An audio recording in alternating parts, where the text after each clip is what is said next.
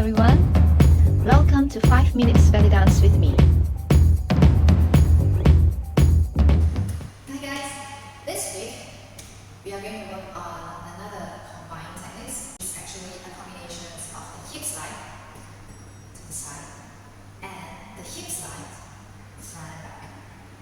To do this technique called the hip circle or the Egyptian hip circle, we will need to have these two different sides. So we have worked on earlier the hip slide in one of my videos, pushing the hip side to side. So this is what the hip slide looks like. And now we're going to work on the front and the back side. So from the sideways, you're still in a tight position. You should push it, hip forward, relax the belly, and then push it and sliding it back. But because we didn't want our hip to arch this way, so we are still holding the top and the lower back to make sure the back is still rounded rather than arched. So for the front and back, you basically push your hip front and then bring it to the back. You tuck in further at the lower abs to make sure that the hip is not arched. Alright, if you find that it's difficult to imagine that, so you can basically just push the hip back, you notice that it's arched, and then you basically just try to contract your abs in front, and then just feel that the whole pelvis is being tucked under. Alright, so squeeze in front and back, front and back.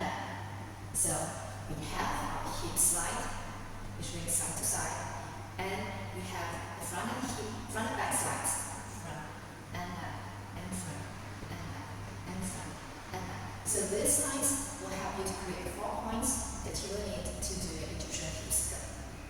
With the 4 points ready, let's start working on the Egyptian hip circle. So in a tuck position, in order to go to the right with the circle, I usually will start pushing my hip to the left, and then going to the front, and then go to the right, and then going to the back. Remember, when you go to the back, it's going to tuck in further so that your back will arch. Right?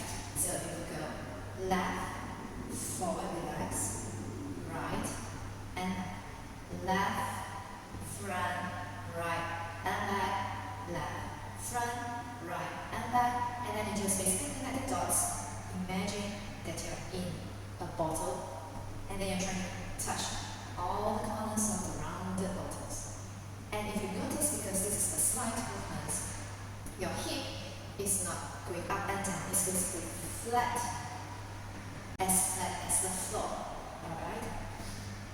And if you have a pencil on your hip, you will be able to draw a pencil on the floor.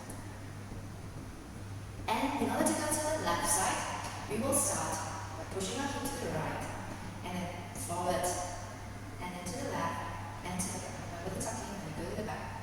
Right, forward, relax, left, and back, and right, and front, and left, and back, and just connect the dots. Again, imagine yourself in a bottle, and then you're just connecting all the surface of the round bottle. In the circles, it's good to know how to move them on the spot and also how to travel with them. So let's work on moving on the spot at the moment. So for practice now, let's just basically just move to the right in 4 counts, and then we move to the left in 4 counts. I would like you to see how we actually transition between going to the right and going to the left. So in your posture, we're basically going to go 4 circles to the right, and then we will end up with the back, and then we're going to change directions to go 4 circles to the left. So as mentioned earlier, in order to go to the right, we start by pushing up to the left. So by going to the left, we go to the right in 1, 2, 3, 4. We end up at the back, and then we change our direction to go to the left in 4 counts. Now we go to the right, as we are at the back, we push it to the right and 1, 2, 3, 4, and back. And repeat. 1, 2, 3, and 4. Change side. 1, 2, 3, and 4.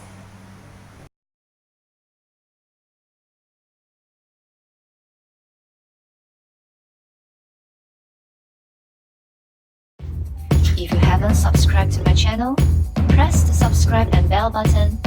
And see you again next time.